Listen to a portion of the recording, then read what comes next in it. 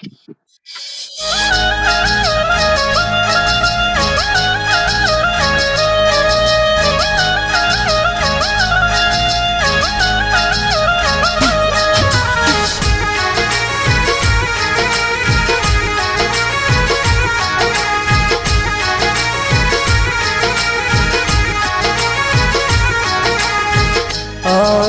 श्री शब्दों की कीजिए, गुरुमुख निसृत अमृत।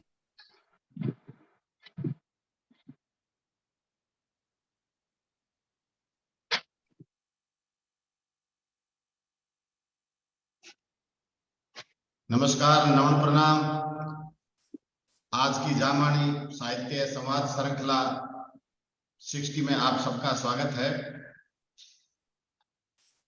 आज का विषय है बिश्नोई संतों की वाणियों का पर्यालोचन, पुस्तक परिचर्चा। और आज के अपने जाने माने वक्ता है श्री कृष्णलाल जी बिश्नोई, जामवाणी साहित्य अकादमी के वरिष्ठ सदस्य और प्रोग्राम के संयोजक है श्री जमदास जी, महासचिव जामवाणी साहित्य अकादमी। और आज के प्रोग्राम के जो संचालक हैं वह है डॉक्टर हरिराम जी बिश्नोई, पुस्तकालय जांबा बीकानेर। तो मैं ज्यादा समय ना लेते हुए हरिराम जी से निवेदन करूंगा कि आप आभासी मंच पे पधारें और आज के प्रोग्राम का शुभारंभ करें। श्री हरिराम जी।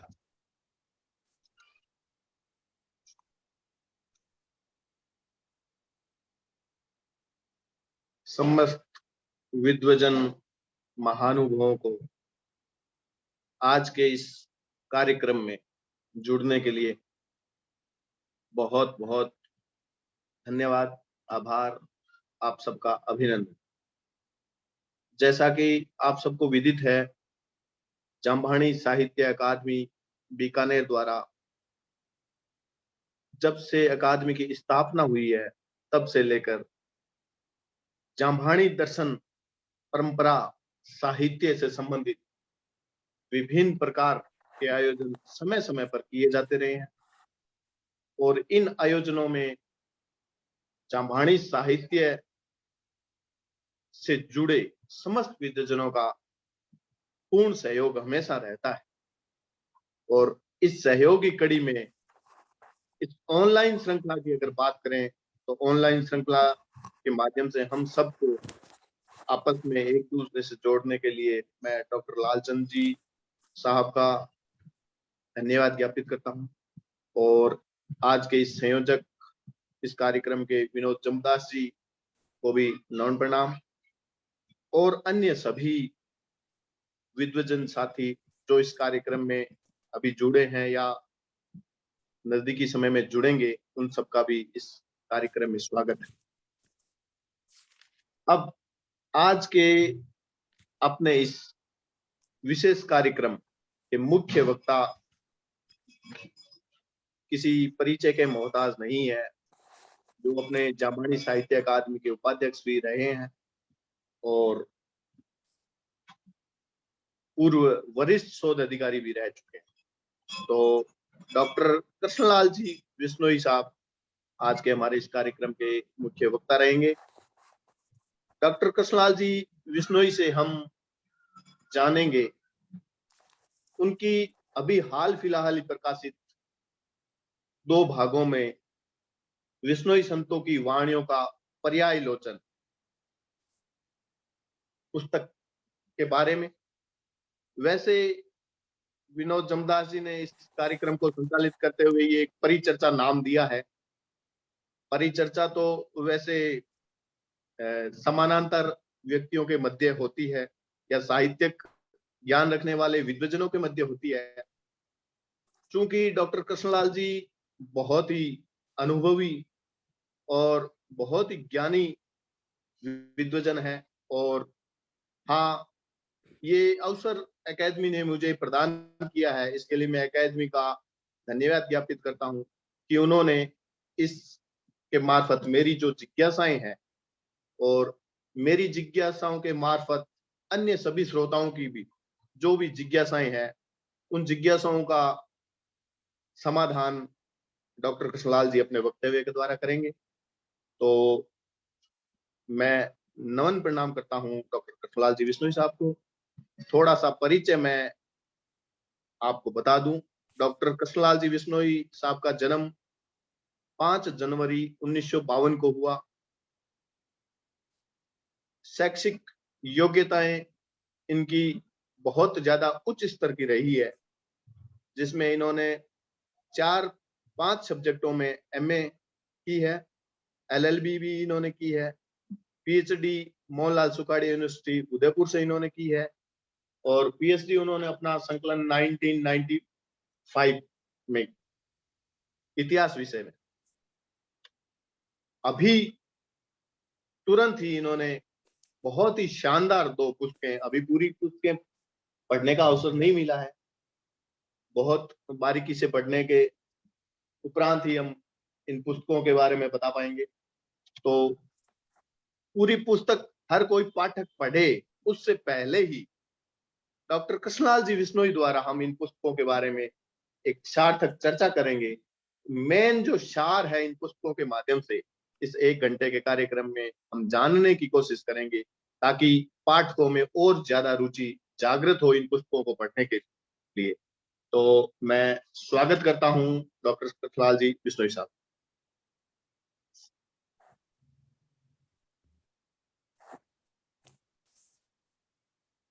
नमस्कार। आवाज आ रही है क्या? हाँ, आपकी तो आ रही है, मेरी आवाज आ रही होगी? हाँ जी सर, आप क्या? तो सभी को नमस्कार। इस जो अपने कार्यक्रम से जुड़े हुए हैं उन सभी को नमस्कार और नमन प्रणाम। मेरे को अभी दिखाई दे रहे हैं विनोद जमदास जी और इंदिरा जी, हमारी अकादमी के अध्यक्षा, और पूर्व महासचिव सुरेंद्र जी भी जुड़ गए हैं, और तो भी दिखाई नहीं दे रहे हैं, कोई बात नहीं, जुड़ जाएंगे। तो ये जो कार्यक्रम आपने प्रारंभ किया है और मेरे को इससे जोड़ा है, इसके लिए आपका अकादमी का बहुत बहुत आभार। मैं जो है अपना वक्तव्य एक गुरु महाराज के छंद से करूंगा जो विलो जी ने लिखा है। देखें। धन्य ही जंगल संभराथल, धन्य बाल गवाल, जाके संसत गरुर में हो लालन लील भवान। हरि कंकेड़ी धन्य जहां प्रभु कियो परवेश, रूखा बड़ रड़ हावणो हम तो बाल वेश। परचा पशुअर पंखेरुआ जीवा उत्तम जात, हुआ पवित्र जोत सो परची गुप्त नयात। धन्य दियाड़ो रेण ही प्रगट्यो गुरु संसार, वील कहे जई ओळख्यो कहीं उतर सी पार।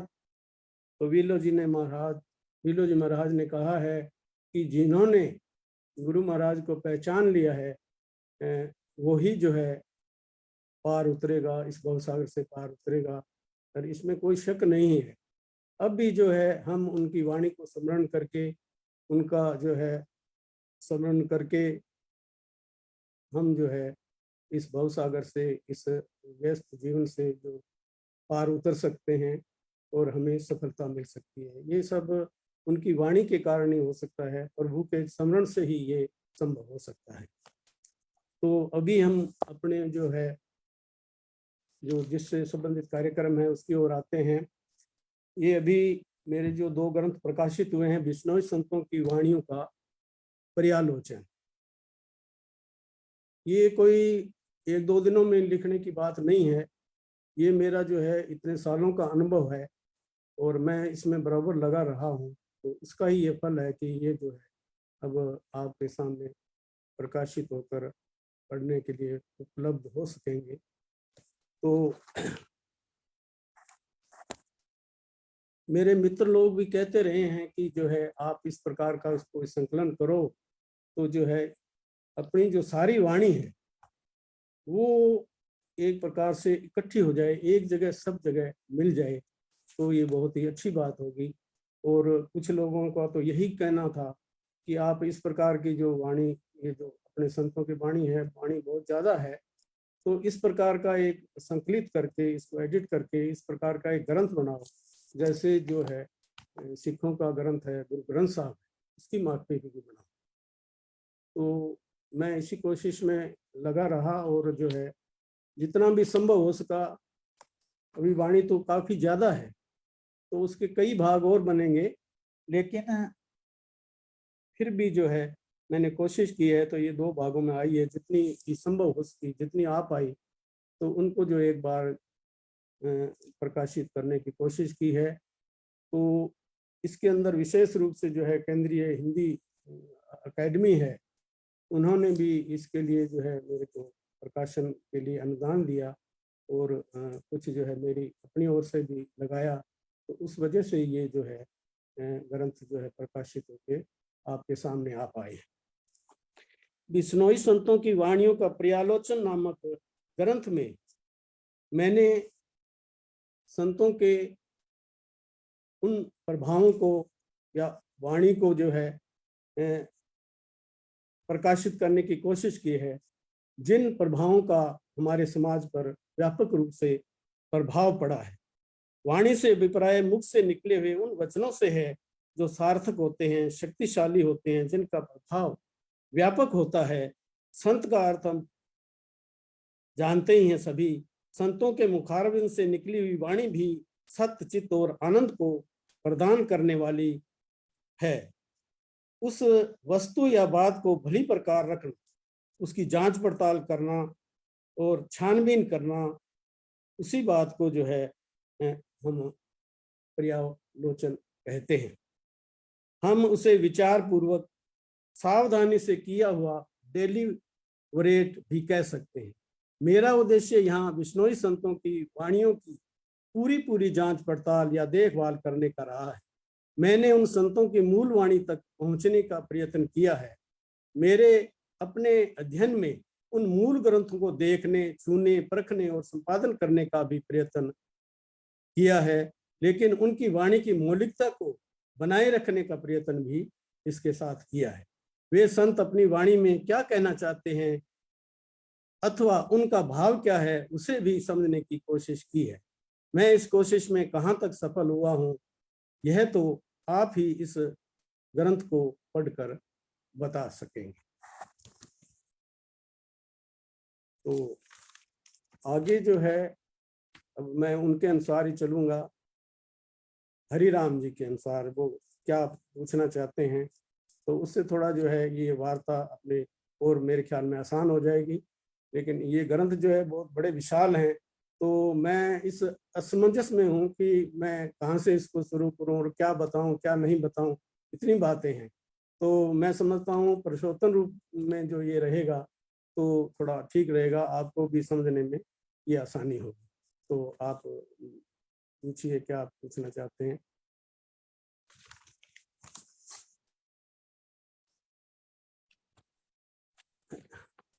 क्या बात है, आपकी आवाज नहीं आ रही।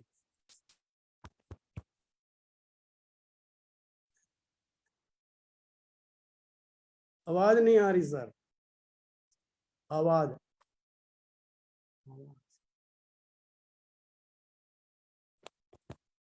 हेलो,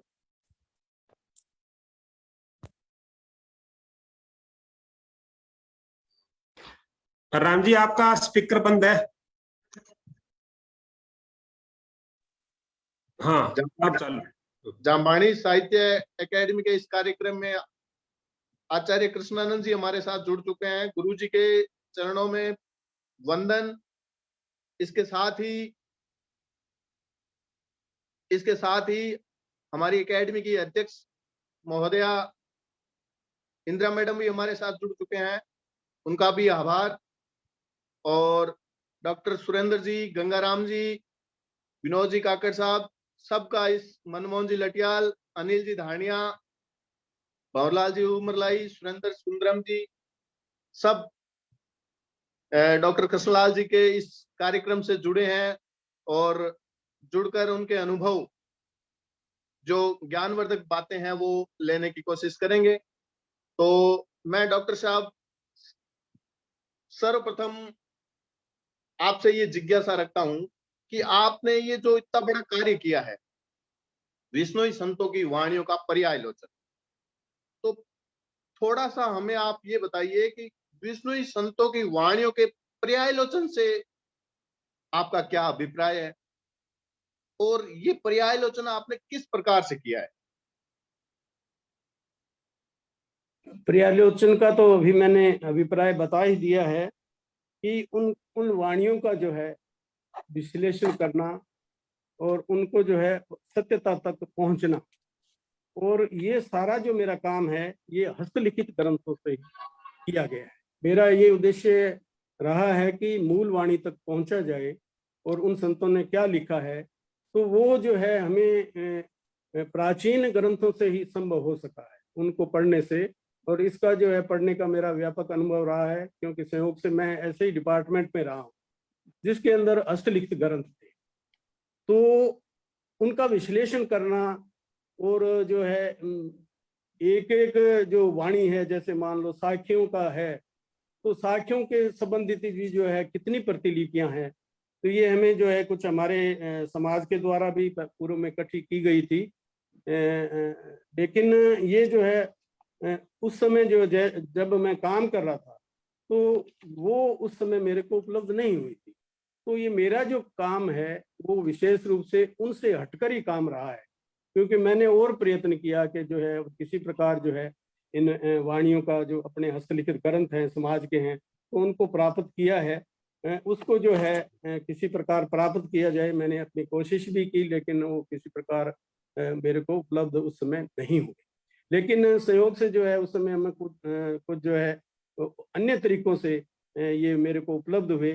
उसमें जो है विशेष रूप से एक स्वामी जी थे विवेकानंद जी का, वो आदमपुर मंडी के पास के गांव के थे, और वो जो है उनको ये रुचि थी कि जो है हस्तलिखित ग्रंथों को इकट्ठा किया जाए और प्रकाशित पुस्तकों को भी इकट्ठा किया जाए, यानी जिसके अंदर ही जो है अपने समाज का, गुरु महाराज का या जो है अपने संतों का किसी प्रकार का नाम हो या उनकी वाणी हो, ऐसे उन्होंने ग्रंथ इकट्ठे किए। तो उनसे मैं मिला और उनके पास जो है संयोग से मेरे को एक परमानंद जी का पोता मिला विशेष रूप से, वो बड़ा ही महत्वपूर्ण रहा मेरे इस आगे शोध कार्य के अंदर। और उसके अंतर्गत अन्य भी जो है, जैसे हमारे जो संग्रह था हस्तलिखित ग्रंथों का, उसके अंदर भी कुछ जो है प्रतिलिपियां मिली, बीकानेर में भी मिली उधर, और अन्य जोधपुर के अंदर भी मिली, और कुछ अन्य संतों के अंदर भी मैं जो है गया तो उनसे भी मिली। जैसे उसके अंदर विशेष रूप से चेतन प्रकाश जी ने, उन्होंने काफी सहायता की मेरी। और जो है वो और भी मैं बीलो जी के धाम जो है रामड़ावास भी गया, लेकिन वहाँ कोई मेरे को ऐसी कोई महत्वपूर्ण पांडुलिपियां नहीं मिली। इसके अतिरिक्त मैं जो है जो साहब राम जी के जो वंशज रहते हैं उस गांव में भी गया, दूतरा वाली, वहाँ भी जो है मेरे को विशेष रूप से एक जमसार करके जो है ग्रंथ देखने का अवसर मिला।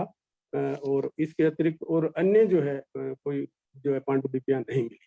खैर कोई बात नहीं, फिर भी जो जितना मेरे को संभव हुआ उससे ही जो है मैंने अपना कार्य किया, शोध कार्य भी किया, और बाद में जो है ये कार्यक्रम चलता है यहाँ शोध का, तो इसके साथ साथ जो है मेरी इसमें रुचि और आगे जो है बढ़ती रही। डॉक्टर साहब, इसके लिए आपने बहुत ज्यादा गहन अध्ययन भी किया और परिश्रम भी किया, और चूंकि आप वरिष्ठ शोध अधिकारी रह चुके हो तो आपकी ये राजकीय सेवा भी थी, मतलब मूल ग्रंथों से आप रूबरू होते रहते थे। तो आपने अपनी राजकीय सेवा के दौरान इन मूल ग्रंथों को काफी अच्छे से देखा, पढ़ा, समझा। तो मूल ग्रंथ, वैसे तो आपका राजकीय कार्य था, तो राजकीय कार्यों में भी विश्नोई संत वाणियों का जो मूल ग्रंथ प्राप्त हुए, क्या वो आपके सर्विस के दौरान वहां जैसे अभिलेखागार में या प्राच्य विद्या प्रतिष्ठान में मूल ग्रंथ विश्नोई साहित्य से संबंधित है? जी बिल्कुल हैं।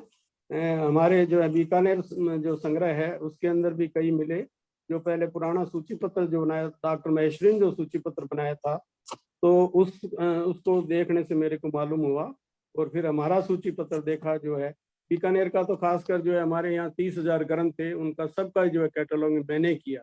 ऐसे जो है 13 वॉल्यूम प्रकाशित हुए जो प्राकृत, संस्कृत और हिंदी राजस्थानी ग्रंथों पे थे, जिनमें मेरा जो है प्रत्यक्ष और अप्रत्यक्ष सहयोग रहा है।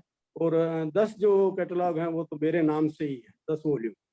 तो उससे भी पता चला, और आर्काइव सहयोग से, आर्काइव जो ऑफिस है वो भी हमारे पास ही था, हमारे ऑफिस के, लेकिन उसके अंदर हस्तलिखित ग्रंथों का संग्रह नहीं था। उसके अंदर जो है पट्टे परवाने थे, तो उनकी भी मैंने खोज की। पट्टे परवाने विशेष रूप से जो है मेरे को बहुत मिले वहाँ, वो देखने पर वो भी काम उससे भी अलग काम था, वो भी टेढ़ा काम था, क्योंकि पट्टे परवानों की भाषा और जो मैन्युस्क्रिप्ट की भाषा में भी काफी फर्क है।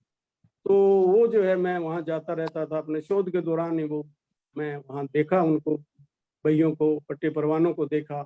तो उससे जो है धीरे धीरे फिर वो भी मेरे को समझ में आने लगे, पढ़ने में आने लगे। तो वो भी इस प्रकार के जो पट्टे परवाने हैं वो भी वहाँ हैं, और वो जो है तो आगे शोध के लिए जो है काम आ सकते हैं, कोई इस विषय में शोध करेगा तो ये बात है।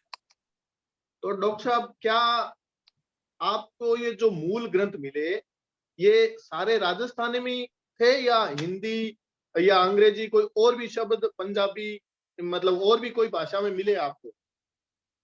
नहीं, अब हिंदी भाषा को तो अब अपने तो क्या कहेंगे अब, क्योंकि अब राजस्थानी तो कोई भाषा ये मानते ही नहीं है, तो हिंदी में ही मानो आप, क्योंकि एक्चुअल में वो सब राजस्थानी के अंदर है।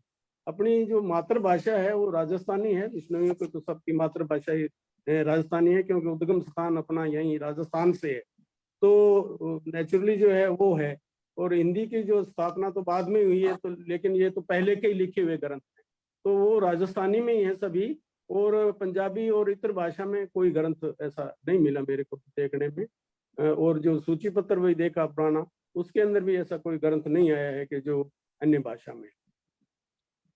डॉक्टर साहब, आपने, जैसे हम हमेशा सुनते आए हैं, देखते आए हैं आपको, आपसे रूबरू होते रहते हैं, आपको हिंदी, अंग्रेजी, राजस्थानी, पंजाबी, संस्कृत, गुजराती आदि भाषाओं का बहुत ही अच्छा ज्ञान है। तो इसमें सबसे ज्यादा आपको जो ज्ञान है वो है इन ग्रंथों को, हस्तलिखित ग्रंथों को पढ़ने में आप एक्सपर्ट माने जाते हो।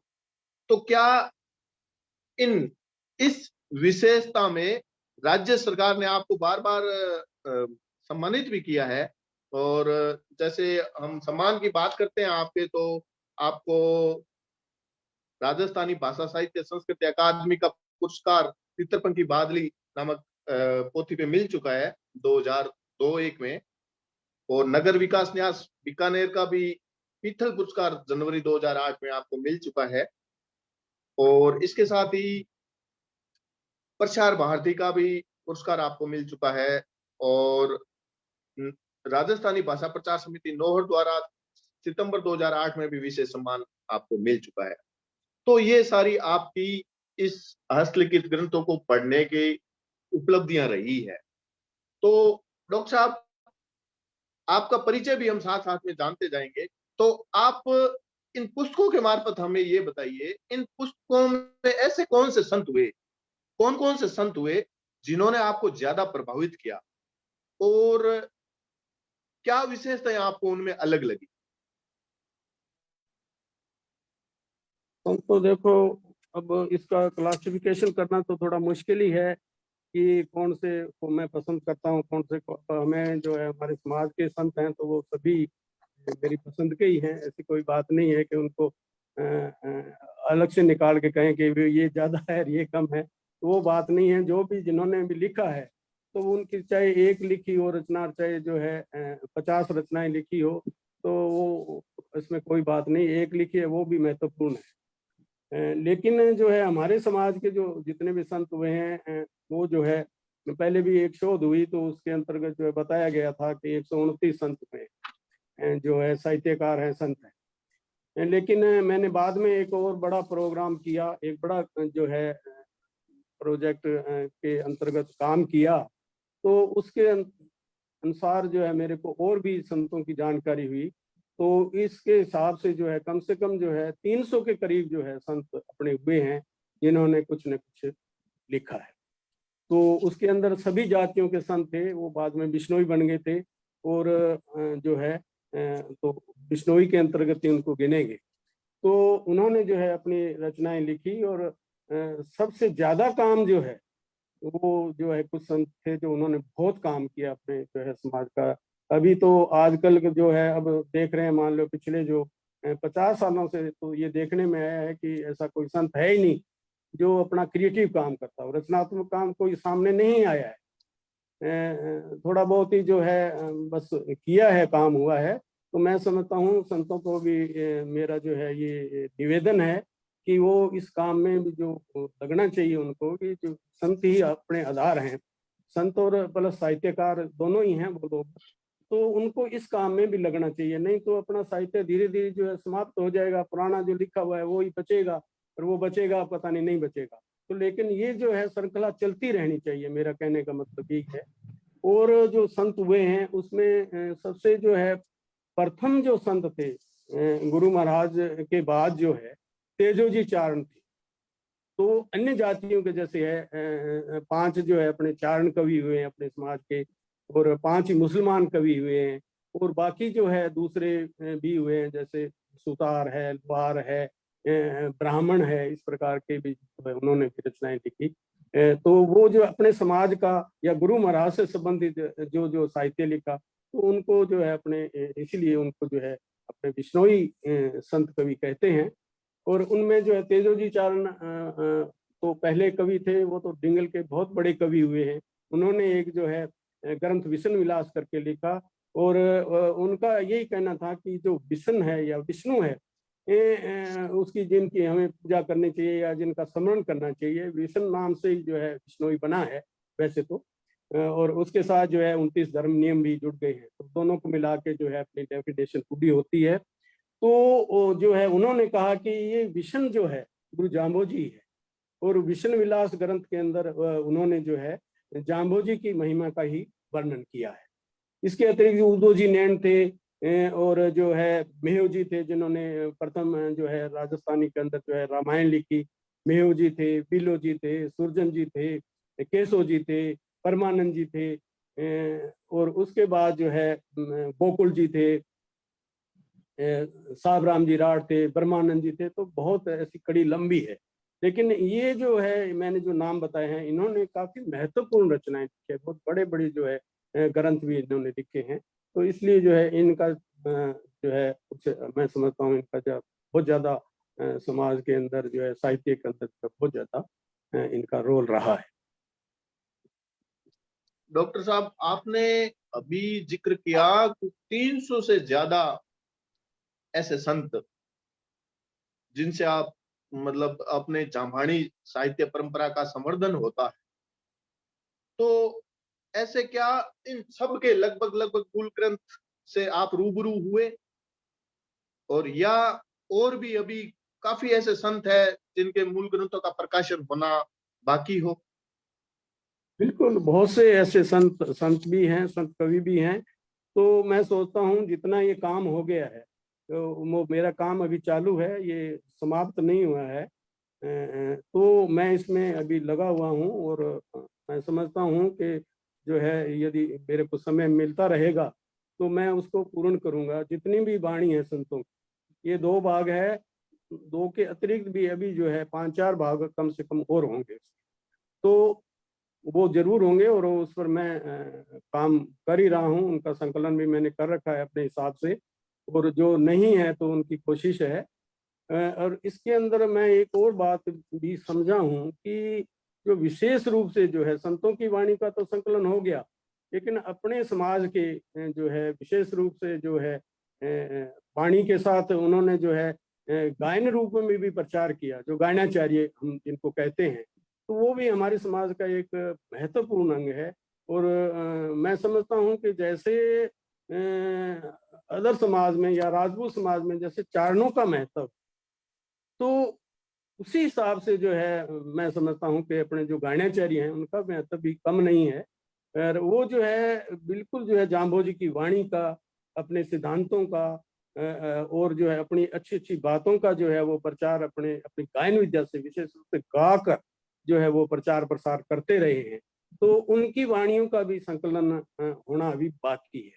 और ऐसे जो है कवि गायनाचार्य हुए हैं, तो वो जो है उनका जो है संकलन करना चाहिए और उनको जो है आगे अपने जो है समाज को भी प्रोत्साहित करते रहना चाहिए, क्योंकि उनकी जो कला है वो भी समाप्त नहीं होनी चाहिए।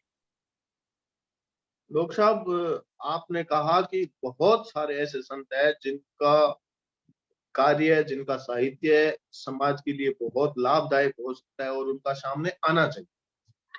तो सर, इस मैं छोटी सी बात जानना चाहूंगा कि ये जो आपने मूल ग्रंथों का अध्ययन किया है, तो ये हमें आप थोड़ा बताएंगे मूल ग्रंथ से आशय, और ये मूल ग्रंथ वैसे है कौन कौन से?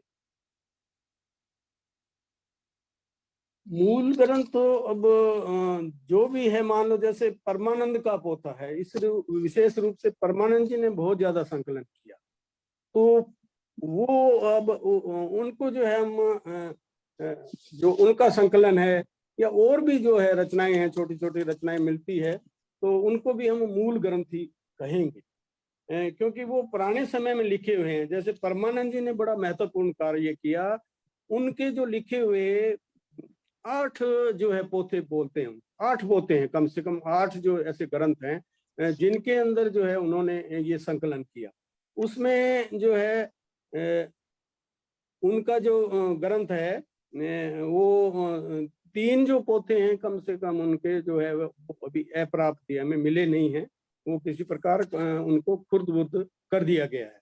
लेकिन फिर भी जो है भगवान की कृपा से मेरे को जो एक परमानंद का पोथा मिला वो अलग था, उनसे ही अलग था। जो पहले संकलन हुआ उसके अंतर्गत वो जो है संकलित नहीं हो पाया, पर वो जो है संयोग से स्वामी विवेकानंद जी को मिल गया।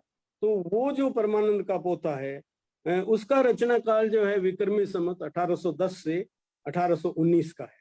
और उसके जो अंतर्गत जो रचनाएं हैं वो करीबन 40 के करीब रचनाएं उसके अंदर संकलित है, और वो सभी जामानी है, मतलब उसकी ये विशेषता है।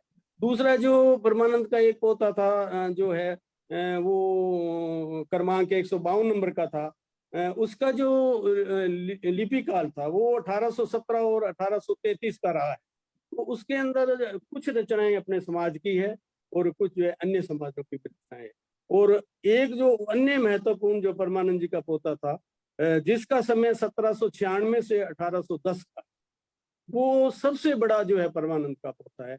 उसके अंतर्गत जो है 100 और आप 90 के करीब जो है रचनाएं उसके अंदर संकलित की गई है। उसके अंदर अपने समाज की भी जो जैसे ये मैं संकलित करके मैंने जो है ये रचनाएं इकट्ठी करी है, ये प्रकाशित किया है 2 भागों में, उसी प्रकार ही उन्होंने भी इस प्रकार की रचनाएं जो है इकट्ठी करी और लिपि किया उसको। मतलब अन्य जो है सहयोगी जो पुरानी रचनाएं थी अपने किसी संत की लिखी हुई थी, उनको एक जगह करने की कोशिश उन्होंने की। तो उसके अंतर्गत जो है इतनी रचनाएं हैं। लेकिन उसके अंदर जो है दूसरे समाज की भी, जैसे जैन समाज की और अन्य अपने हिंदू समाज के या अन्य पंथों की भी उसके अंदर रचनाएं हैं। अपनी तो है ही, लेकिन अन्य समाज की भी है, इसलिए जो है उसकी संख्या ज्यादा हो गई। लेकिन जो मैंने अभी बताया कि जो विवेकानंद जी से मिला मेरे को पोथा, उसके अंदर सारी निखालस जो है अपनी सारी जाभानी रचनाएं हैं। इसके अतिरिक्त जो है 2007 क्रमांक का एक पोथा था, वो भी जो है 1789 से लेकर और 1791 का है। और उसके बाद जो है एक 1833 से लेकर 1838 का है। तो इस प्रकार जो है ये एक कम से कम ये एक सीरीज उन्होंने जो है संकलित की है अपने जामानी की, प्लस अन्य भी साथ में हुई। तो वो एक बहुत बड़ा काम है। तो वो मेरा तो ऐसा विचार है कि यदि इनको किसी प्रकार वो उपलब्ध हो जाए, उपलब्ध हो गए, तो किसी प्रकार ये भी सुना है कि अभी किसी व्यक्ति विशेष के पास है वो, तो मिल जाए तो एक अच्छी बात है। और उनको संकलित करके और उनको जो है प्रकाशित भी किया जाए, थोड़ी अच्छी बात होगी। समग्र जो है वाणी अपने इन पोथों के अंतर्गत आ ही जाएगी, और नहीं आएगी तो जो है उसके लिए अलग से वॉल्यूम जो है निकाले जा सकते हैं।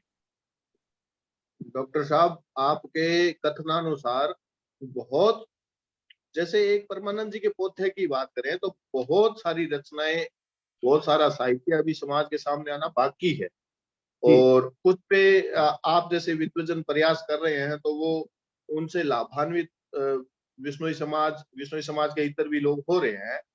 तो सर, क्या ये जो परमानंद जी का पोथा है और जो अपने जैसे अपन पढ़ते हैं जंबसार है, इनमें कुछ आपस में विभिन्नताएं हैं या लगभग लगभग वो एक ही तथ्यात्मक बातें हैं? विभिन्नताएं भी हैं, समानताएं भी हैं। विभिन्नताएं तो इसलिए है कि उसमें काल कर्म का फर्क है। ये जो है पहले लिखे गए, परमानंद जी का समय जो है 1750 का है, और ये जो है उनके बाद का है, तो जो है साहब राम जी राड का समय है जो वो बाद का है। तो नेचुरली जो है इसमें विभिन्नताएं भी होगी, लेकिन इसके अंदर मूल भेद ये है कि जो परमानंद जी ने जो संकलन किया, तो उन्होंने तो जो है इतर रचनाएं थी, अन्य जो संतों की रचनाएं थी और अन्य समाज की भी थी, उनको भी संकलित किया। जो पहले कोई संतों की लिखी हुई थी उसको लिपि किया, लिपि करके जो है इस प्रकार का ये संग्रह बनाया। इसके अतिरिक्त उन्होंने खुद भी कुछ रचनाएं लिखी है, वो भी उसके अंदर संकलित है। लेकिन इतना बड़ा जो काम है उसके अंदर जो है उनकी तो थोड़ी ही है रचनाएं, लेकिन उन्होंने जो है लिपिबद्ध करके ये अपने सारे समाज का जो साहित्य है उस समय तक, परमानंद जी के समय करीबन जो है 1850 का समय है उनका, तो उस तक का जो समय है गुरु महाराज से लेकर और 1850 तक का जो समय है, उसकी जो सारी रचनाएं थी जो उनको मिली, तो उनसे जो है उनको लिपि करके और इन पोथों के अंदर जो है उन्होंने संकलित कर दिया। और जो साहब राम जी राड ने है, उन्होंने भी अपनी भूमिका में लिखा है कि मैंने भी जो है वो पुरानी रचनाएं देखी है, रणधीर जी बाबल की रचनाएं थी और हरजी बनियाल की रचनाएं थी, और जो ऐसी प्रतिलिपि की हुई थी, तो परमानंद की भी जो है संकलित की हुई ये रचनाएं भी उन्होंने जरूर देखी है। तो उनको देख के और उनका अध्ययन करके और जो है अपनी भाषा में उन्होंने लिखा है, ये उसके अंदर फर्क है। उसके अंदर जो है मूल उनकी भी मौलिकता जो है एक प्रकार की उनकी रही नहीं पुराने संतों की, पर उन्होंने अपनी भाषा के अंदर उसको लिखा है। तो उसके अंदर जो है कुछ मैं समझता हूँ, पढ़ने से मालूम होता है कि कुछ गलतियां भी हो गई है या रह गई है, तो वो भी आगे जो है उस पर कंपैरिजन उसका करेंगे तो वो मालूम होगी। और जो कथाओं का भी, जैसे कथाएं वो सेम ही कथाएं हैं, एक जैसी है, पुरानी जैसे अवतार की कथा है, शब्दवाणी की भी उसके अंदर है, और तो वो जो रचनाएं हैं वो जो है उनका अपने पढ़ने से और जो है उसका अध्ययन करने से पता लग जाएगा कि इसके अंदर क्या फर्क है। डॉक्टर साहब, मतलब जाम्बानी साहित्य में लगभग समानताओं के साथ साथ थोड़ा समय अनुकूल विभिन्नताएं हमें भी देखने को मिल रही है। तो जैसे आपने इन मूल ग्रंथों का बहुत विस्तृत अध्ययन किया और संकलन किया है, तो आपका यह कार्य आपने अपने इस पुस्तक में ही एक जगह दर्शाया है कि केंद्रीय हिंदी निदेशालय उच्चतर शिक्षा विभाग जो नई दिल्ली का है, वहां से आपको इसके बारे में सहायता मिली है। तो केंद्रीय निदेशालय ने आपके कार्य की महत्ता, आपके इस विस्तृत कार्य की महत्ता किस प्रकार जानी?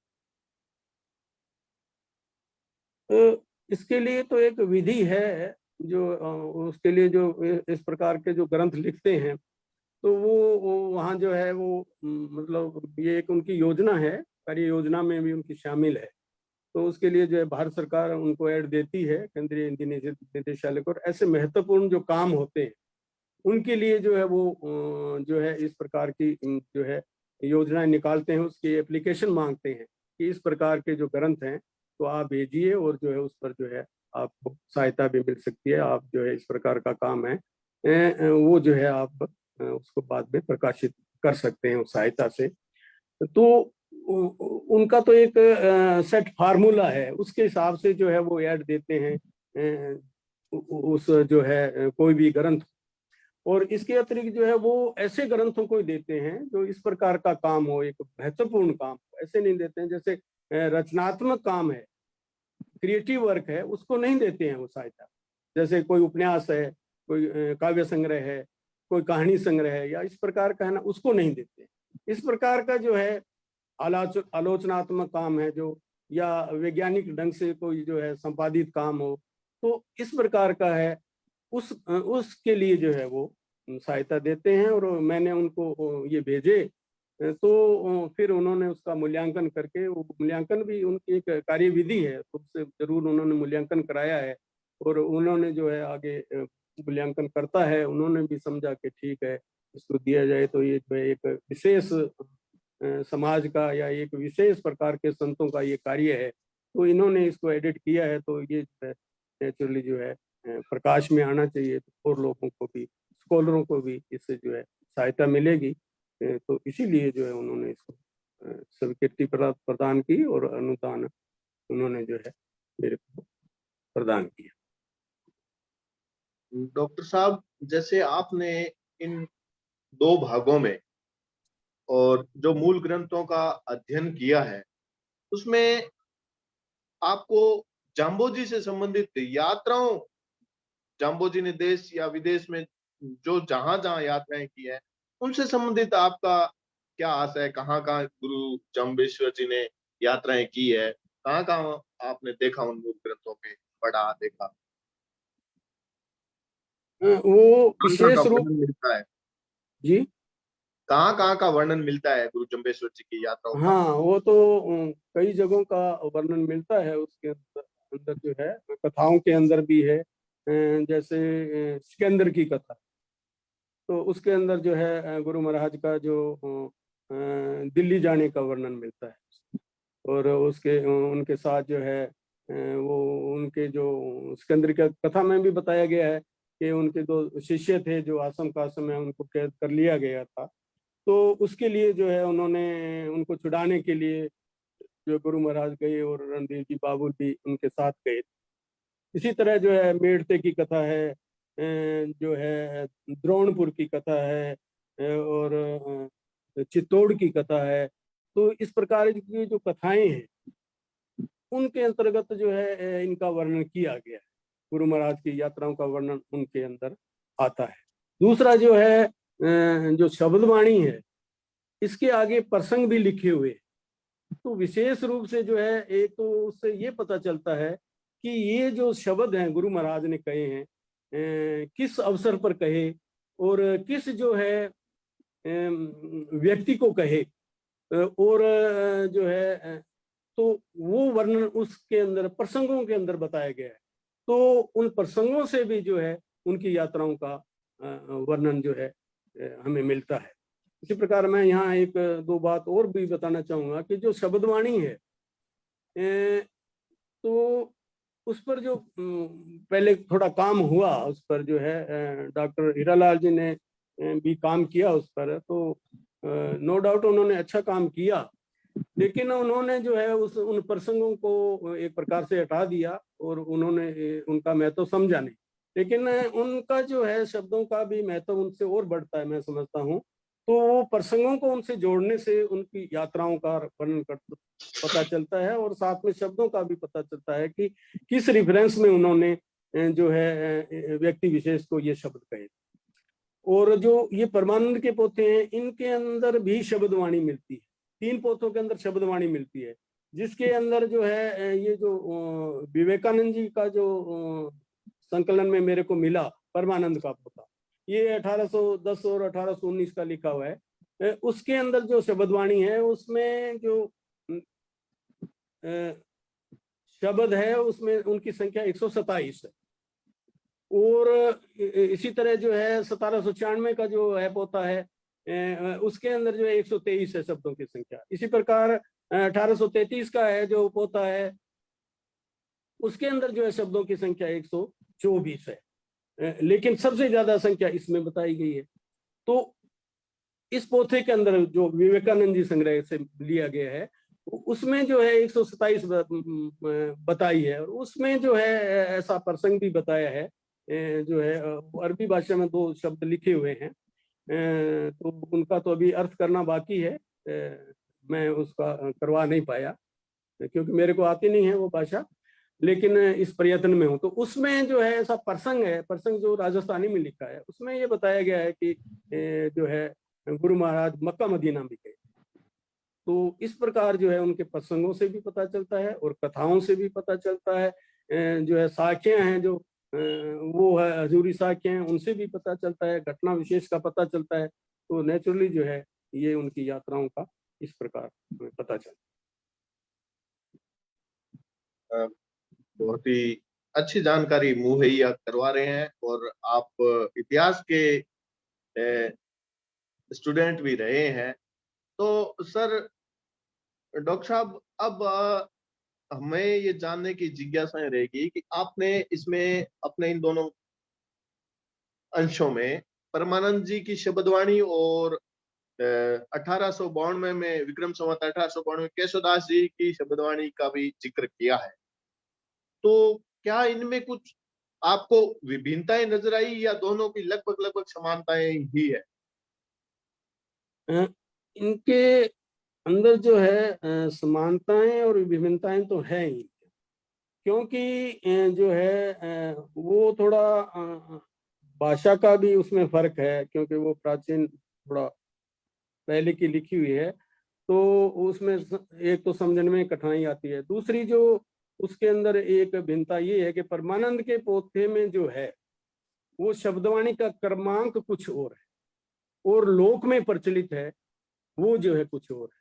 तो जो 1892 की जो केशव जी ने लिपिकृत की थी, केशव जी जो संत हुए उन्होंने लिपिकृत की थी, तो उसके अंदर जो क्रमांक है शब्दों का क्रमांक और परमानंद के पोथे के शब्दों का क्रमांक, उसमें के अंदर भिन्नता है।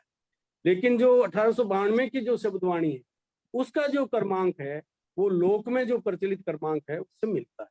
इसलिए जो है वो काफी मैं उसको ज्यादा उसको ऑथेंटिक समझता हूँ, क्योंकि हालांकि थोड़ी बाद में लिखी हुई है, लेकिन फिर भी जो है और भी जो बाद में जो प्रतिलिपियां की या जो है बाद में प्रकाशित भी हुई, तो लगभग उन लोगों ने जो है वो जो है 1892 वाली जो है शब्दवाणी ही ली है, मेरा ऐसा मानना है। बाकी परमानंद जी वाली उन्होंने नहीं ली है। डॉक्टर साहब, आपने अभी अपने वक्तव्य के दौरान भाषा का उपयोग किया, आपने कहा थोड़ी भाषा अलग है। तो क्या इन विश्नोई संतों ने जो अपनी वाणियां उच्चरित की है, उनका संकलन किया है, मूल ग्रंथ लिखे हैं, इन ग्रंथों में किन किन छंदों का प्रयोग किया है? आपको क्या लगता है किन किन छंदों का प्रयोग हुआ होगा?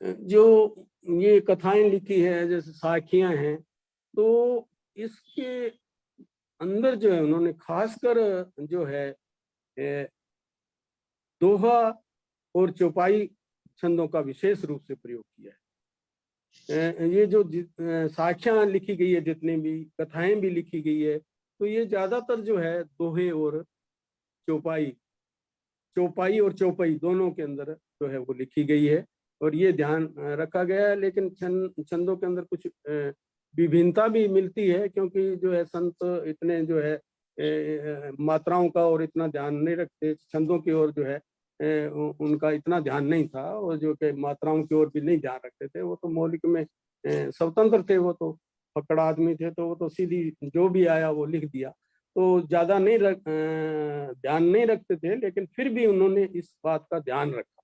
और मैं एक आपको बात बताऊं कि जो है जैसे भाषा की बोलचाल पर जो है विशेष रूप से ध्यान रखा उन्होंने। वीलू जी की एक सच खरी बिगतावली मिलती है, इसके अंदर भाषा को जो है कैसे बोलना चाहिए उन्होंने उसको बताया है। राजस्थानी की वो रचना है और उसके अंदर जो है किस प्रकार शुद्ध बोलना चाहिए ये बताया, उसके अंदर जो है बताया हुआ है। उसके बाद में उसका जो है उन्होंने ऐसी रचना थोड़ी अपने एक रचना के अंतर्गत ही उस बात को उन्होंने केशव जी ने भी बताया और जो है साहब राम जी राढ़ ने भी बताया है उस रचना को, सच खरी बिगतावली का। तो उन्होंने जो है राजस्थानी कैसे बोलनी चाहिए और जो अपने शुद्ध बोलते हैं जैसे उसके बारे में वो बताया उन्होंने जो है वीलो जी ने इस बात को नोट किया और बताया कि ऐसे अपने को बोलना चाहिए। जैसे आजकल ये हम बोलते हैं ना, लोक में ये बात प्रचलित है कि जैसे कहते हैं कि ऑटो पिसा ले, अभी ऑटो पिसा ले, ये क्या क्या है, ये शब्द है क्या है? ऐसे ही कहते हैं कि जो अपने कहते हैं कि दही जमा दो, भाई दही जमा दो, ये क्या शुद्ध है? ऐसे नहीं, बहुत सी बातें हैं ऐसी जो अपने अभी लोग में भी प्रचलित है, और वो ऐसी रूढ़ हो गई तो हम वैसा ही बोलते हैं, कहने पर भी नहीं मानते हैं। अपने कई बार चर्चा हो जाती है जैसे, तो वो कहते हैं जो हम तो ऐसा ही कहते हैं, ऐसा ही कहेंगे, तो वो बात है, तो वो छूटती नहीं है। लेकिन उन्होंने जो है उस समय में जो है 16वीं शताब्दी में भी कवि बिलो जिनेर, केशव जिनेर, ये साफराम जिनेर, इन्होंने भी जो है इस बात की ओर ध्यान दिया है कि हमें शुद्ध और स्पष्ट बोलना चाहिए। सही बात है डॉक्टर साहब, आपने कहा कि ये जो लोक प्रचलित में बातें हैं ये परंपरागत रूप से चली आ रही है और हम उसका बिना देखे ही उसका अनुसरण करते जा रहे हैं।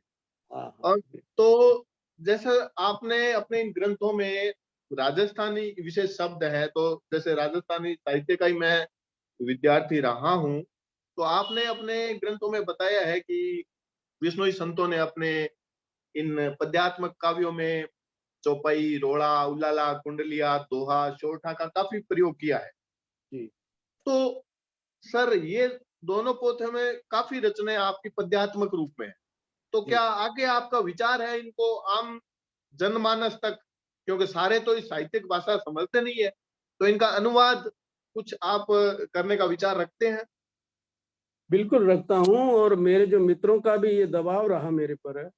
जो इसमें जो लेट होने का कारण ही यही था कि जो है, मतलब मैं तो लग गया था इसके अंदर, जो है इसको तैयार करने को आप मानो कि सन 90 के अंदर ही लग गया था इसको संकलित करने। और मैं बीच बीच में मैंने कई चीजें, कई पुस्तकें प्रकाशित भी की है अपने जामवाणी साहित्य की। लेकिन इस पर जो है वो दबाव बरोबर रहा, अब तक भी कहते रहे कि साथ में साथ इसका आप अनुवाद करो। तो अनुवाद करो तो अब आप अंदाजा लगा सकते हो कि ये जो 2 ग्रंथ बने हैं 1000 पेज के बने, तो नेचुरली अब मैं इसका अनुवाद करूंगा तो ये 2000 पेज हो गए ना, या नहीं? होंगे, सही बात। तो हाँ, तो ये जो थोड़ा मेरे लिए ये इनको इस प्रकार प्रकाशित करना मुश्किल हो रहा था।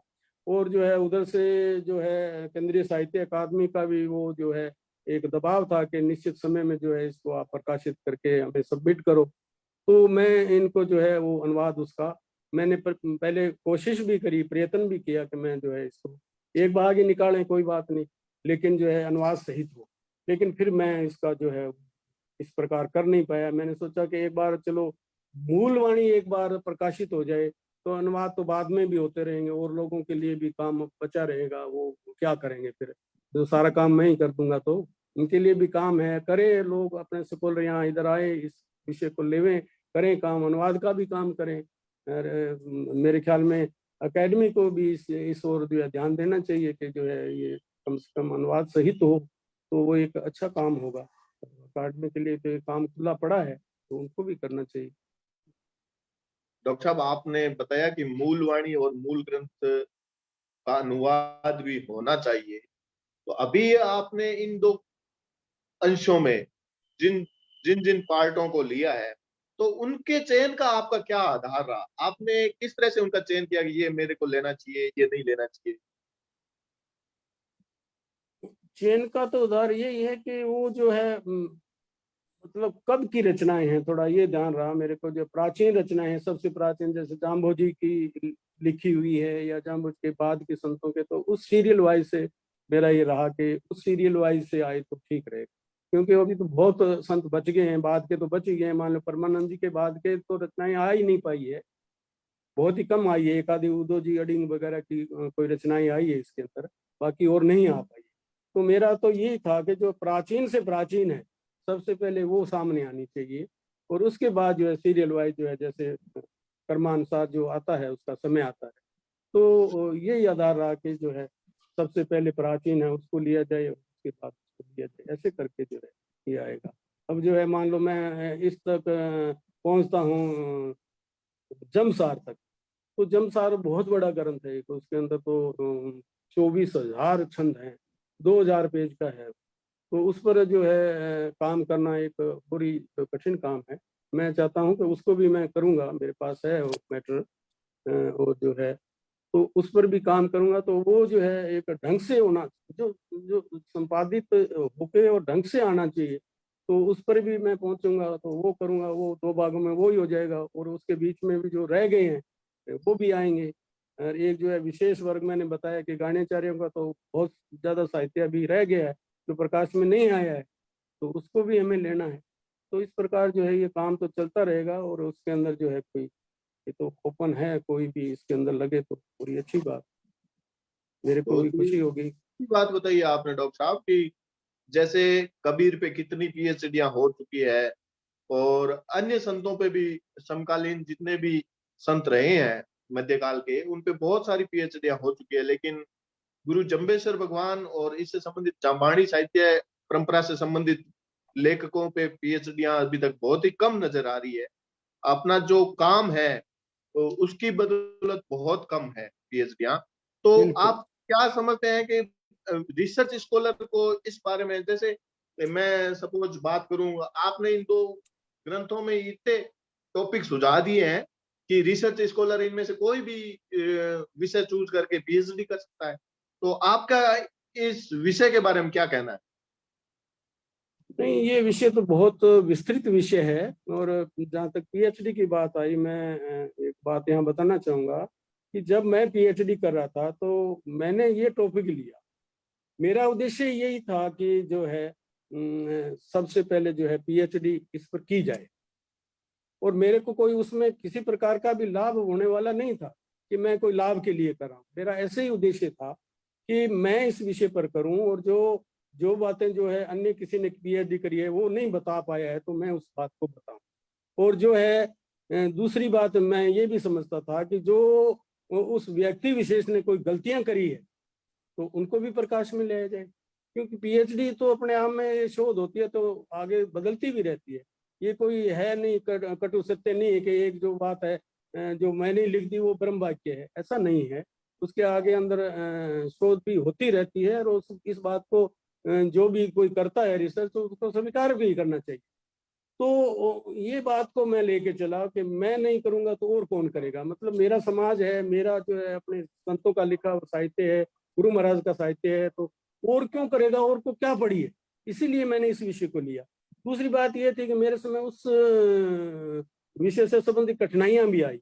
कई लोगों ने कहा कि भाई आप इस पे क्या करोगे। जैसे एक मैं बड़े स्कॉलर से मिला तो उसने तो मेरे को ये कहा कि बोले इसमें तो कोई काम बचा ही नहीं है, जो काम है मैंने तो कर दिया है, तो इसके अंदर कोई काम बचा नहीं है, तो आप क्या करोगे। और उस व्यक्ति ने मेरे को ये चैलेंज दे के कहा कि बोले बिश्नोई इस पर कर ही नहीं सकता। तो मैं ठीक है, कोई बात नहीं गुरु जी, सत्य वचन। तो ठीक है, मैं उनका वचन लेके आ गया, और फिर बाद में मैंने कोशिश करी। तो फिर मैंने सबसे पहले, थोड़ी सी ये विषय से हटकर ही बात है, तो मैंने आगरा विश्वविद्यालय से प्रयत्न किया। तो उन्होंने भी, वो जो है एक मैडम थी आस्थाना, उन्होंने कहा कि ठीक है ये विषय है, आप तो आइए यहाँ, आप पीएचडी कराएंगे। फिर मैंने वो विचार बदल दिया। फिर मैंने एक जो है उधर गुजरात के अंदर एक बल्लभ नगर यूनिवर्सिटी थी, वहाँ जो है प्रयत्न किया। वहाँ कोई डॉक्टर शुक्ला थे, वो हमारे परिचित थे, तो उनसे भी कहा। तो उन्होंने कहा कि मैंने ये विषय लिख के भेजा, मैं इस पर करना चाहता हूँ। तो फिर उन्होंने कहा कि नहीं ये विषय नहीं, आप तो, और उन्होंने 20 विषय बताए। मैंने कहा नहीं, मैं ये लूँ।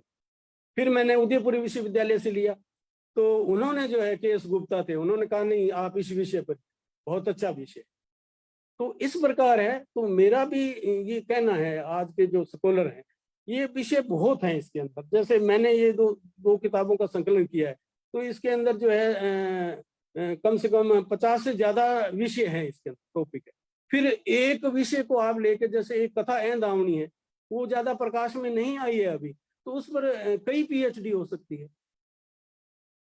इतिहास की दृष्टि से हो सकती है, पौराणिक इतिहास की दृष्टि से हो सकती है, समाज शास्त्र की दृष्टि से हो सकती है, साहित्य की दृष्टि से हो सकती है, और भाषा की दृष्टि से हो सकती है। तो घने विषय हैं। तो इस प्रकार जैसे गुरु महाराज पर भी अनेक पीएचडी हो सकती है, इन ग्रंथों को आधार बना के। और भी कई पीएचडी हो सकती है, कबीर पर हो सकती है, तो गुरु महाराज पर क्यों नहीं हो सकती। एक संत पर जो है कई पीएचडी हो सकती है। तो मैं तो यही कहूँगा कि विद्यार्थियों को, स्कॉलर को, कि भी इस विषय पर आए। और ये सबके लिए ये नया विषय है, उनके लिए तो है ही, औरों के लिए भी ये नया विषय है। तो इस पर जो है ज्यादा से ज्यादा रिसर्च हो तो ये अपना जो है साहित्य प्रकाश में आए।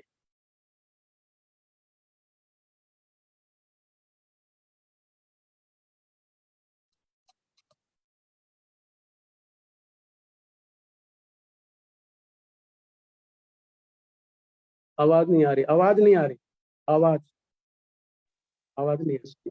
हाँ, अब आ रही है सर? हाँ हाँ, सही बात है डॉक्टर साहब, आपने अभी बताया कि ज्यादा से ज्यादा अगर अपना कार्य रिसर्च के रूप में सामने आएगा तो ज्यादा लोगों तक अपनी पहुंच हो पाएगी।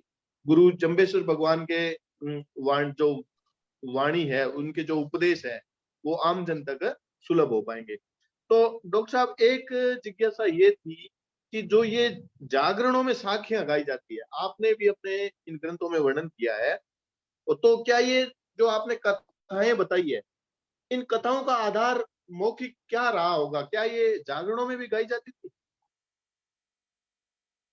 हाँ, जागरणों में जो है साखियां गाई जाती थी। साखियां पहले तो जो है प्रावधान ये था कि जागरणों के अंदर जो है आरती गाई जाती है।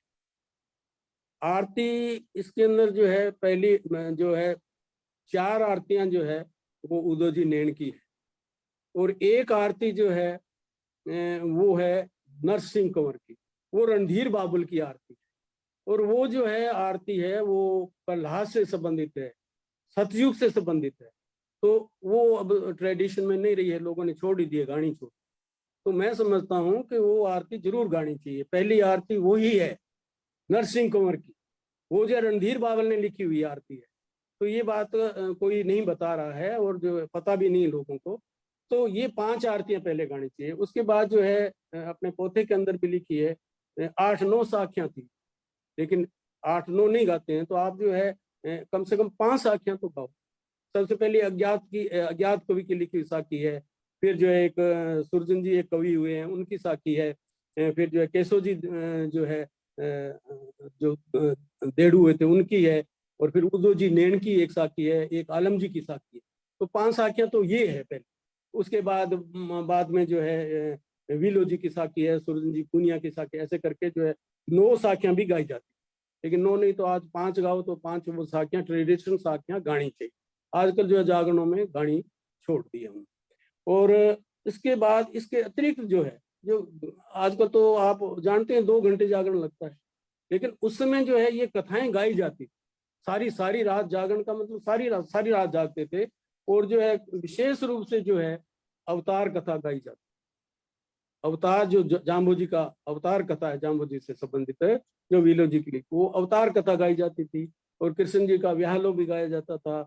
उसके अंदर जो है आधी रात के बाद एक आरती होती थी, कृष्ण जी से संबंधित आरती होती थी। वो आजकल ट्रेडिशन से आउट ऑफ ट्रेडिशन हो गई है वो। तो वो आरती गाई जाती थी। और जो है अपने जो है ये जो एक कथा ज्ञानचरी है, जैसे अपने हिंदू समाज के अंदर गरुड़ पुराण है, वैसे ही वो कथा है ज्ञानचरी। उसको भी जो है कम से कम जो है उसको भी जो है उसका अध्ययन करना चाहिए। और खासकर जो है जब आदमी मरणासन होता है, तो उस समय जो है जरूर वो जो है वो कथा भी पढ़नी चाहिए। एक जो है वो अपने शब्द भी पढ़ते हैं, जैसे आया हकारो जीवड़ो बुलायो, वो पढ़ते हैं। इसी तरह जो वो पढ़ना चाहिए, गीता का भी अध्ययन करते हैं, तो अच्छी बात है। तो ये इसके अतिरिक्त जो है वो भी कथा जो है, या जो है बैठक रहती है, तो कम से कम जो है उस कथा ज्ञानचरी का जरूर जो है उसके अंदर व्याख्यान होना चाहिए, अध्ययन होना चाहिए। उसका जो है उस शोक सभा में भी उसको पढ़ना चाहिए। इस प्रकार का है।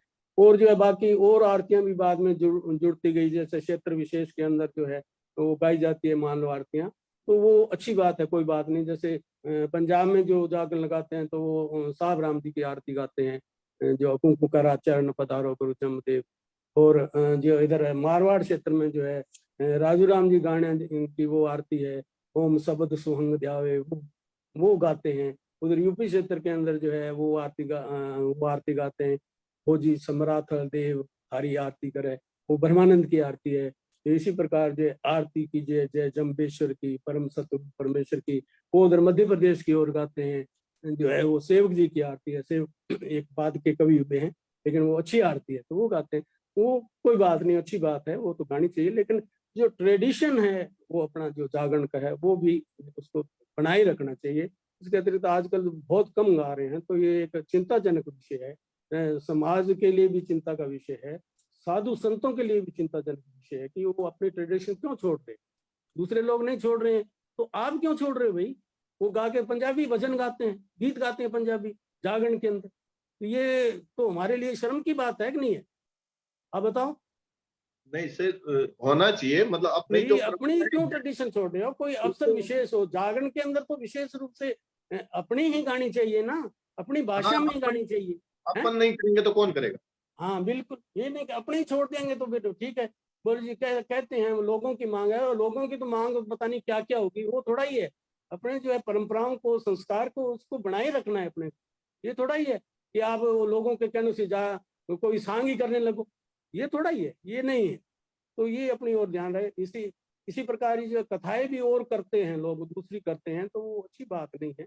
कथाएं जो है अब कुछ साधुजन तो ठीक करते हैं, अपने जो है बाकायदा रेफरेंस दे के, शब्दवाणी का खासकर रेफरेंस दे के जो है ये महाराज अपने कथाएं समझाते हैं, तो बहुत अच्छा ट्रेडिशन है।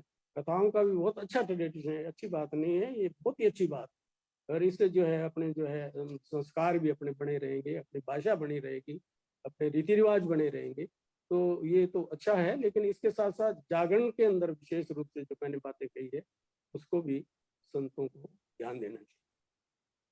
बहुत ही अच्छी बात होती है डॉक्टर साहब, आपने जो कहा कि जागरणों में तो ये जो लोक भाषा प्रचलित थी, आमजन तक सुलभ थी ये बात। लेकिन अभी की दृष्टि में अपन देख रहे हैं तो नई जनरेशन, नई पीढ़ी है, उनको तो ये पढ़ने पे भी बहुत कम समझ आती है। और पहले तो आम जन को ये समझ थी इन साखियों के बारे में, कथाओं के बारे में।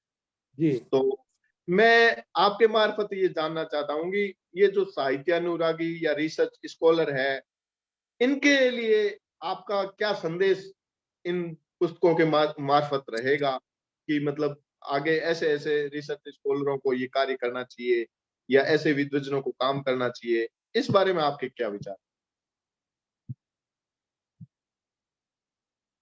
अब मैं तो जो है इसके बारे में तो यही कह सकता हूँ कि काम करना चाहिए, और वो तो उनकी सोच है कि वो इस पर काम करें। लेकिन वो काम जब ही करेंगे कि अब उनको ये साहित्य जो है उपलब्ध होगा। अब ये मैन्युस्क्रिप्ट रूप में पढ़ा था, चलो हमारे पास पढ़ा था या किसी के पास पढ़ा था, तो प्रकाश में नहीं आया, तो वो जो है वो काम कैसे करेंगे? तो इस प्रकार के जो है संपादित और एडिटेड जो है ग्रंथ होने चाहिए अपने जो है विशेष रूप से समाज को, विष्णुवी महासभा को, साहित्य अकादमी को, या और भी कोई जो है धर्म प्रेमी है, सज्जन है, संत है, या जो है कोई व्यक्ति विशेष है, तो वो करवाना चाहता है तो वो करवाए, इसको प्रकाशित भी करे।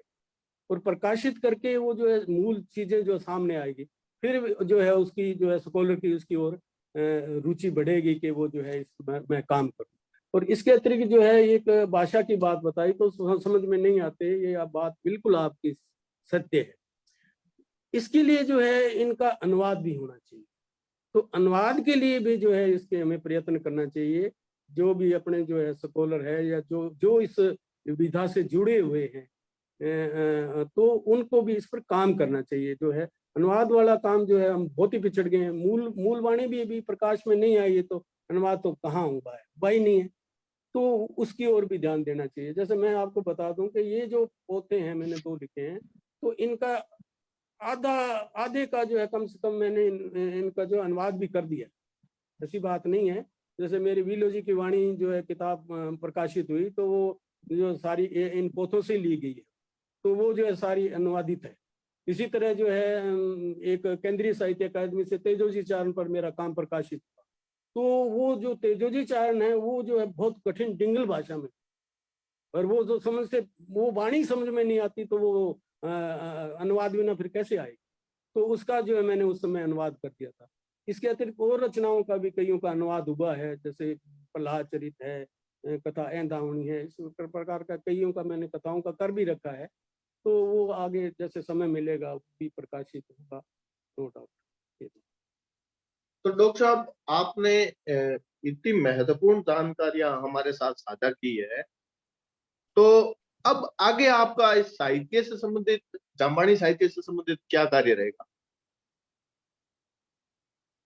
जामवाणी साहित्य से संबंधित तो जो मैं कर ही रहा हूँ वो करता रहूंगा। बस मैं तो यही प्रॉमिस करता हूँ आप लोगों से कि वो जो है मैं करता रहूं, और भगवान मेरे को जो है अच्छा जो है समय देवे, स्वास्थ्य अच्छा देवे, तो मैं करता रहूंगा इस पर। ये तो करना ही है, ये तो मेरा फर्स्ट चॉइस है। इसके अतिरिक्त मेरा जो है क्रिएटिव वर्क, और मैं काफ़ी क्रिएटिव वर्क है जो मैं उससे पिछड़ गया, तो वो भी मेरा साथ साथ मैं सोचता हूँ अब वो भी चलना चाहिए, उसकी ओर भी मैं लगा हुआ हूँ। जैसे मेरी कविताओं की जो है दो किताबें प्रकाशित हुई है, तो राजस्थानी कविताओं की हुई है, 2 हिंदी की हुई है, और इस प्रकार का कहानी संग्रह है। एक बहुत बड़ा काम है मेरे पास जो किया हुआ है अपने जो कहावतें और मुहावरे, करीबन 5,000 से ज्यादा कहावतें मेरे को संकलन किया हुआ है अपनी जो समाज में बोली जाती है। उसके अंदर इतर भी है, इतर समाज की भी है, लेकिन वो तो बोलचाल में है जो मैंने संकलन करने की कोशिश की है। और ये कोई आज का काम नहीं है, सन 1980 का काम किया हुआ मेरे पास पड़ा हो। तो मैं सोचता हूँ इस प्रकार साथ ही साथ जो है किसी प्रकार भी जो है ये साहित्य प्रकाशित होगा, इसमें भी मैं लगा हुआ हूँ कि जो किन्हीं साधनों से जो होगा तो मैं उनको भी प्रकाशित करने में लगा हुआ हूँ। और मेरे मित्रों ने भी कहा है कि आप जो है अब एक बार ये लिखना लुखना आप बंद कर दो, और जो आपका लिखा हुआ है उसको ही आप प्रकाशित कर। तो वो भी एक काम है, मैं वो भी करता रहूँगा। और इसके अतिरिक्त जो है मेरा जो है वो जिस विभाग में मैं काम करता था, तो वहाँ भी मैंने 2-3 काम करके दिए हुए। वो भी जो है गवर्नमेंट का काम है, वो तो पता नहीं कब प्रकाशित होगा। जैसे एक महत्वपूर्ण ग्रंथ है इतिहास का, कानड़ पर्वत, वो 13वीं शताब्दी का ग्रंथ है, तो वो हमारे विभाग से छपा हुआ है। पहले तो मूल वो छपा हुआ है, लेकिन उसका मैंने जो है वो भावार्थ किया हुआ है। इसके अतिरिक्त जो है एक जो है कभी जान हुआ है 16वीं शताब्दी में, जो है शाहजहां का समकालीन था वो, उसका एक बहुत बड़ा ग्रंथ है, कोई जो है 300 350 छंद है उस नहीं 300 350 पेज का है, और 3000 से ऊपर छंद है उसके अंदर। वो जो है कभी जान का है, बुद्धि सागर करके, वो मैंने एडिट करके दिया हुआ है। और इसी प्रकार जो है और भी 2-3 काम मेरे दिए हुए हैं, वो पेंडिंग है, तो वो तो प्रयत्न करते रहेंगे, वो भी वहां से छपेंगे। और मेरे पास भी ऐसे किए हुए कई काम और हैं, तो वो भी मैं चाहता हूँ कि प्रकाशित हो। डॉक्टर साहब, मैं आपने लगा हूँ। अपने कामों, भविष्य के कार्य के बारे में भी हमें अवगत कराया है, और आपने अभी जो ये 2 भाग हमें समाज के सामने प्रस्तुत किए हैं, तो आपको क्या लगता है कि ऐसे काम पहले भी क्या जामवाणी साहित्य से संबंधित हो चुके हैं, या आपको ये जो आपका कार्य है ये पहले से कितना भिन्न है? पहले से तो काम कोई इतना ज्यादा काम नहीं हुए हैं, प्रकाशित नहीं हुए हैं। सिर्फ और सिर्फ जो 2 भागों में ऐसे जो है डॉक्टर महेश्वरी जी का जो है काम प्रकाशित हुआ है, लेकिन वो तो शोध की दृष्टि से किया गया काम, तो वो आम आदमी उसको इतना समझ नहीं पाता। तो उसकी एक बात मैं ये बताना चाहूंगा कि वो जो अपने लोग हैं, ज्यादा पढ़े लिखे नहीं है, तो वो उस ग्रंथ को देखते हैं और पढ़ना शुरू करते हैं। तो फिर जो है उन्होंने तो जो है शोध का जैसे काम होता है, आप भी जानते हैं, शोधार्थी आप भी रहे हैं, तो वो जो है वो तो कोटेशन देता है शोधार्थी जो होता है अपने ग्रंथ के अंदर। तो वो जो है आम आदमी उस कोटेशन को नहीं समझता है, वो समझता है कि जो है साखी है, हमें तो मूल सारी साखी होनी चाहिए। उसके अंदर जो है 10 छंद है तो 10 छंद ही होने चाहिए, उन्होंने तो एक छंद दे दिया मान लो जो है उदाहरण के रूप में। तो इस प्रकार का काम वो हुआ है, लेकिन वो जो है आम आदमी के लिए वो उपयोगी नहीं रहा, शोधार्थियों के लिए भले ही रहा होगा, लेकिन इसीलिए जो है मैंने उस बात को समझा, और फिर मैंने सोचा कि इसके लिए जो है मूल वाणी ही जो है प्रकाशित की जाए, और उसको जो है ढंग से तैयार किया जाए। इसीलिए जो है ये काम किया गया है।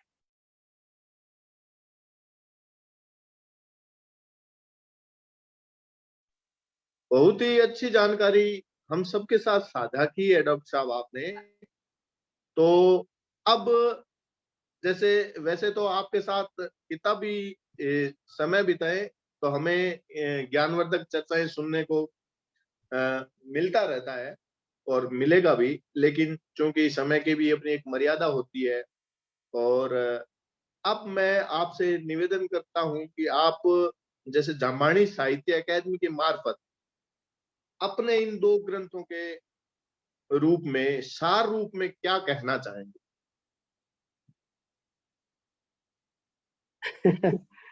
अब सारी सार तो मैंने बताया है, अब इसमें कोई असार तो रहा ही नहीं है।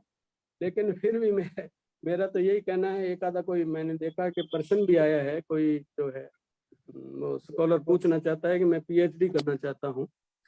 तो वो जो है कोई भी पीएचडी करना चाहता है, उस ऐसे स्कॉलर के लिए मेरे द्वार हमेशा खुले हैं।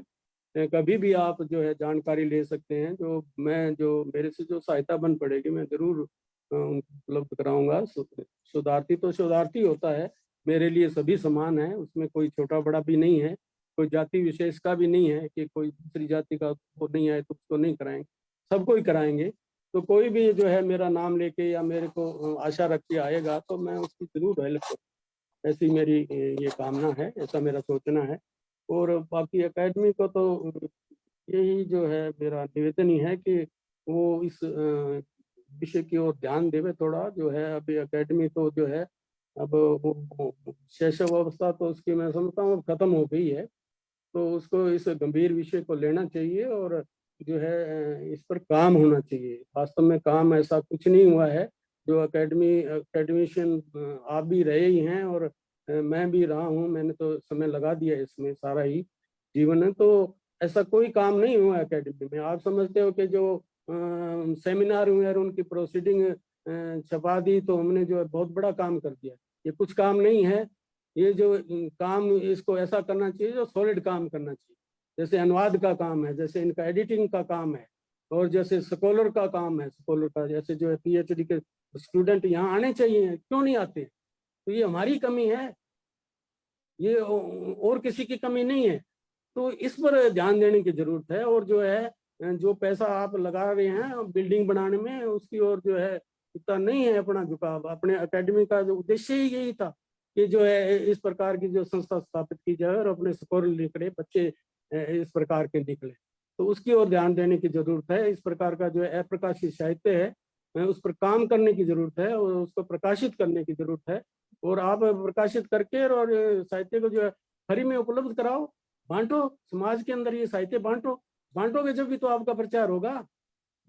और कोई ऐसे सेमिनार करने से नहीं होगा, कुछ नहीं होने वाला है। मैं तो देखा है सेमिनार पर, मैं तो ये बात कटु सत्य कहना चाहता हूँ कि जो है ये जितने भी सेमिनार में तो वो तो पढ़े हुए लेख ही पढ़ते हैं वहां जाके,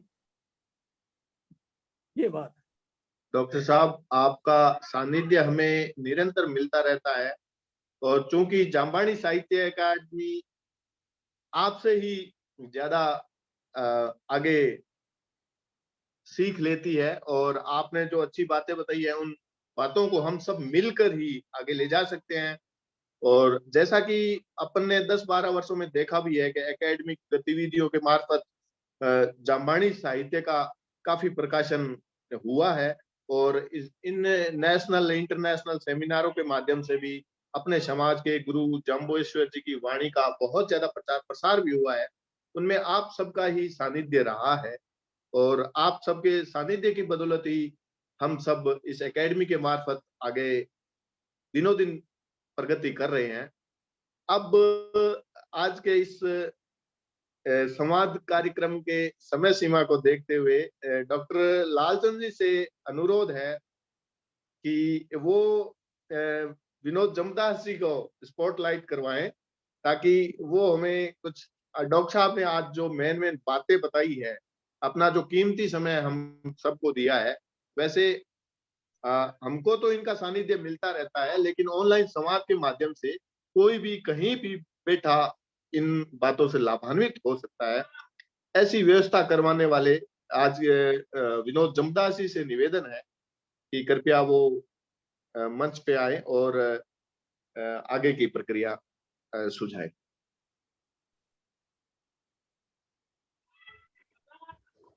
बहुत बहुत धन्यवाद डॉक्टर हरिराम जी। अब मैं निवेदन करूंगा इस पूरे कार्यक्रम के लिए, वक्ताओं के लिए और श्रोताओं के लिए धन्यवाद के लिए डॉक्टर मनमोहन जी लटियाल साहब से, वो आए और सबका धन्यवाद करें। डॉक्टर मनमोहन जी। सभी को नौण प्रणाम। मेरी आवाज आ रही है? जी जी, आ रही है। जी जी। आज की इस संवाद श्रृंखला के मुख्य वक्ता डॉक्टर कृष्णलाल जी बिश्नोई बीकानेर,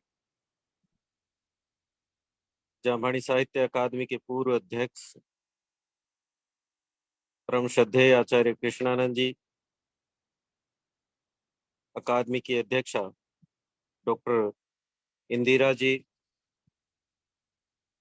परम सम्माननीय पूर्व महासचिव डॉक्टर सुरेंद्र जी,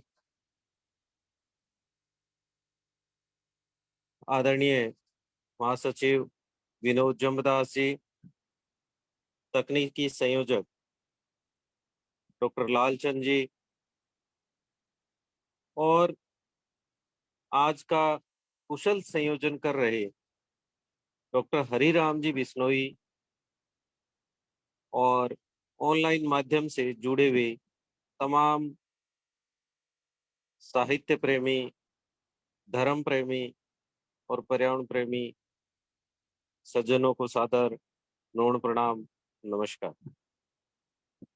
आज की सार्थक संवाद श्रृंखला के अंदर जामभानी साहित्य अकादमी के मूर्धन्य विद्वान और मैं कहूंगा कि वर्तमान साहित्यिक पीढ़ी के बहुत ही सशक्त साहित्यकार, हिंदी एवं राजस्थानी दोनों भाषाओं पर समान रूप से लिखने वाले डॉक्टर कृष्णलाल जी की अथक मेहनत से निकलकर दो मोती हमारे बीच में पहुंचे हैं।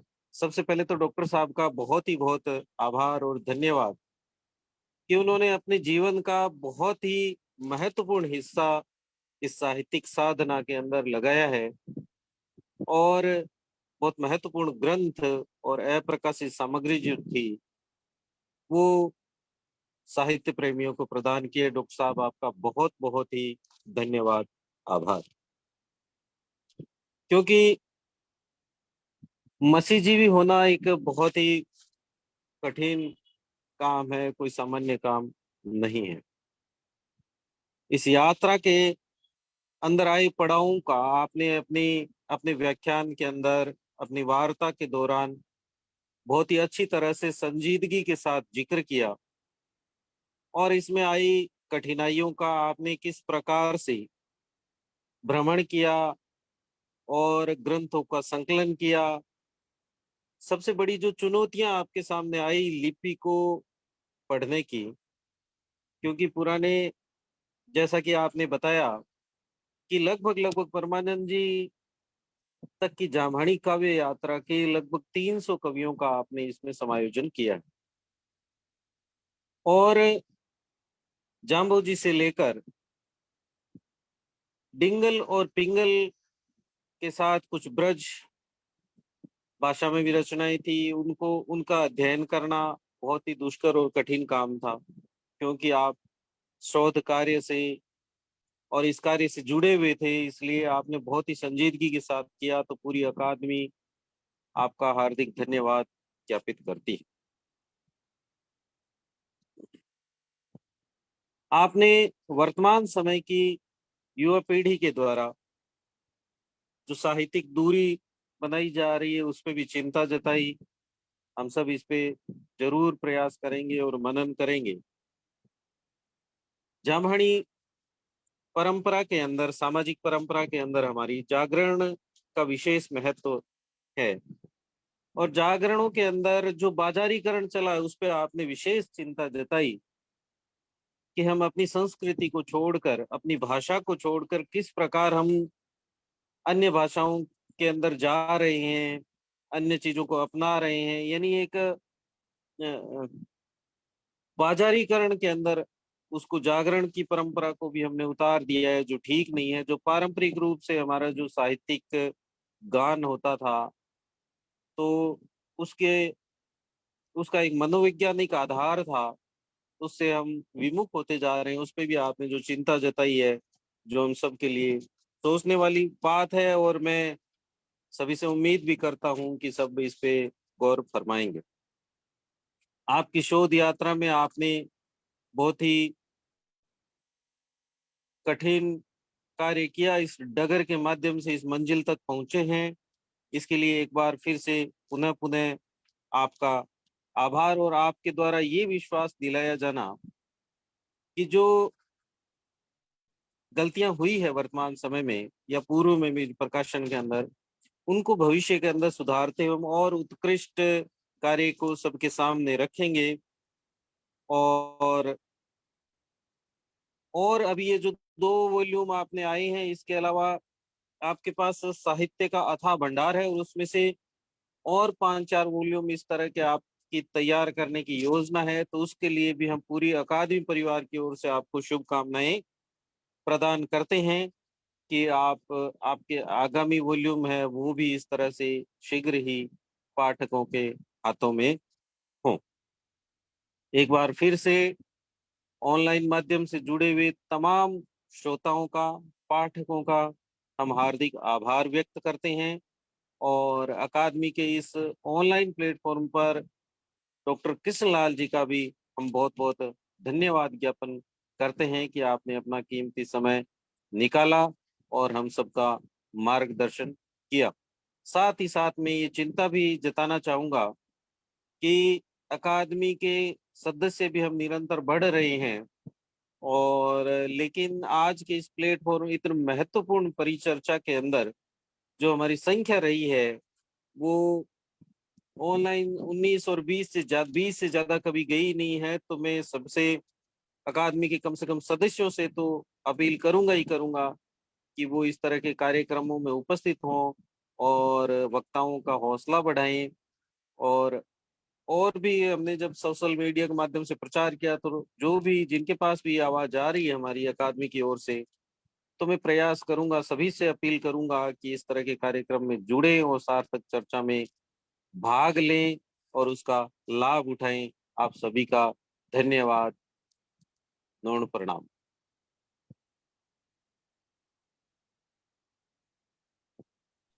बहुत बहुत धन्यवाद डॉक्टर मोहन जी। आपने डॉक्टर कृष्णलाल जी का, संचालक हरिराम जी का, सभी श्रोताओं का धन्यवाद किया, इसलिए आपका भी धन्यवाद। अब इस कार्यक्रम को यहीं पर विश्राम देते हैं, और अगले रविवार 23 अप्रैल को विश्व पुस्तक दिवस है। इस पर एक बड़ा कार्यक्रम अकादमी ऑनलाइन करने जा रही है। इसमें कुछ देश के प्रमुख प्रकाशक, भारतीय साहित्य अकादमी के कुछ पदाधिकारी और कुछ विश्वविद्यालयों के बड़े प्रोफेसर, वीसी वगैरह जुड़ेंगे। एक अच्छा और बड़ा कार्यक्रम है। अभी डॉक्टर मनमोहन जी ने जैसा कहा भी, हम अकादमी के सदस्य 20 से ऊपर नहीं जुड़े हैं, और अगला कार्यक्रम इतना बड़ा होगा, इतने हमारे महंगे मेहमान होंगे और कम संख्या में जुड़ेंगे तो उन्हें भी अच्छा नहीं लगेगा। अभी से निवेदन कर रहे हैं कि अगले कार्यक्रम में हमारी 100 की संख्या तो अवश्य है, उसमें पूरी हो जानी चाहिए, जैसा कि हमारे इस लाइव कार्यक्रम में जूम की संख्या रहती है। अभी से पुनः सभी को उस कार्यक्रम के लिए निमंत्रण। हम कार्यक्रम की तैयारी कर रहे हैं। एक बढ़िया अभूतपूर्व कार्यक्रम होगा अगले रविवार 23 अप्रैल को। डॉक्टर लाजन जी। धन्यवाद जमदास जी। आज का प्रोग्राम बहुत अच्छा रहा। कृष्णलाल जी और हरिराम जी की जो आपस में परिचर्चा थी बहुत अच्छी रही, और ये पैटर्न पिछले हफ्ते से हमने स्टार्ट किया था, काफी अच्छा है, सक्सेसफुल है। और अगले संडे को जैसे जमदास जी ने बताया कि हमारा पुस्तक दिवस पे काफी अच्छे विद्वान आएंगे और अच्छा प्रोग्राम रहेगा। तो सभी जो है आप अपने फ्रेंड सर्कल में इसका प्रचार प्रसार करें ताकि ज्यादा से ज्यादा जुड़े। तो अगले संडे को फिर मिलेंगे नए सब्जेक्ट के साथ और नए वक्ताओं के साथ। तब तक नमस्कार। बोलिए जम्बेश्वर भगवान की जय।